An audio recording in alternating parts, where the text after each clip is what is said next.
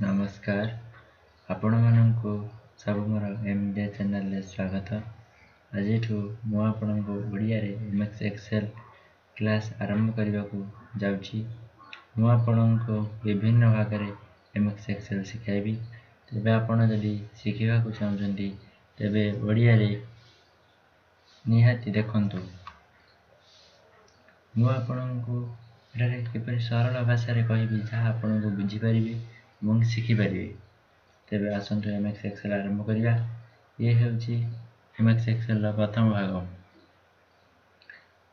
ତେବେ ମୁଁ ଆପଣଙ୍କୁ ପ୍ରଥମରୁ କହୁଛି ଯେ ଏମଏସ୍ ଏକ୍ସେଲ୍ କ'ଣ, ଏହା କିପରି ଆରମ୍ଭ କରିବା। ତେବେ ମୁଁ ଆପଣଙ୍କୁ ଆଜି ଏଠାରେ ଏହାର ୱିଣ୍ଡୋ ବିଷୟରେ କିଛି କହିବି। ମୁଁ ଏଠି ଆପଣଙ୍କର ଏମଏସ୍ ଏକ୍ସେଲ୍ 2010 ର ବିଷୟରୁ ଆରମ୍ଭ କରିବାକୁ ଯାଉଛି। ତେବେ ଆପଣ ପ୍ରଥମେ ଜାଣିବାକୁ ହେବ ଏମଏସ୍ ଏକ୍ସେଲ୍ କ'ଣ।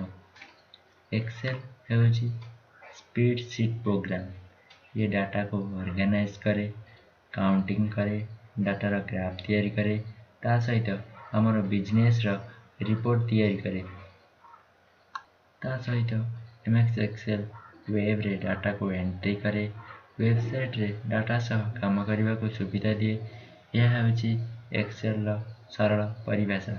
एक्सेल रो वर्कशीट रे रो एवं कलम बनै परिवार व्यवस्थित ढंग रे मध्य होई परिबो। एबे चलंतु आमे एक्सेल को ओपन करिबा। एबे आपण देखुचंदी ये होची एक्सेल।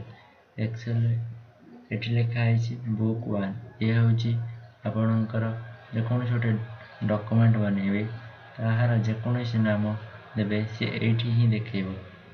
आपण माने एठी जो देखुचंदी एको कहै ग्रीक एक्सट्रिक टूल बार। एठी आपनको वीडियो देखिया पूर्व मु कहि अछि जे यदि आपण एक्सेल क्लास देखिबा को चाहछन्ती तेबे आपण मोर चैनल को सब्सक्राइब, लाइक एवं शेयर करने को भूलिए नहीं।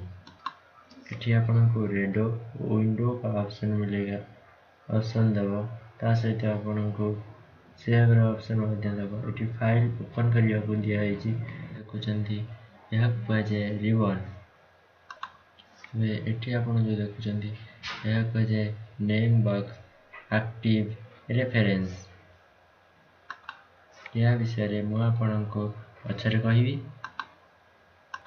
एबे आपण देखुचंती जेठू ए टू जेड जाए जो लिखा है रही यह पाजे हाईलाइट हेडिंग इंडिकेट सेल। ये होची वर्कशीट रो विंडोज एवं ये होची रो हेडिंग।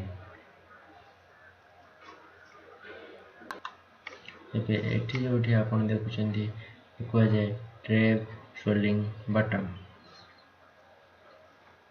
एठी आपण शीट 1 आगु को बढ़िया करे प्लस बटन को टिपिबा को हबा। ए जो यह द्वारा आपण टॉप सेलिंग बटन द्वारा आपण इधर उधर कर सकते, माने एटा को सेटा को नहीं परिबे। एठी आपण देखचंदी चारिपटी जो बॉर्डर बना है जी या को जे एक्टिव सेल। जते बड़ा आपण एठी क्लिक करिवे सेल रो डाटा को एठी लिखि परिबे। एठी आपण जो ए प्लस बटन ए प्लस रो चिन्ह देखुचंती यह को जे माउस पॉइंट। एबे आपण ए तळे जो देखुचंती यह को जे व्यू बटन। ए आज रही होची एक्सेल विंडो विषय पूरा जानिले। तबे आगु को आहुरी सुविधा सहज विषय रे मैं आपनको बुझाई के कहबी। तबे आज पई एति की अछि, आगु को सेकंड भाग रे मैं आपनको सब किछि बुझाई देबी और आपण सुविधा भाबरे बुझी परिबे। जे न बुझी परथिबे हमर कमेंट बॉक्स रे कहबे।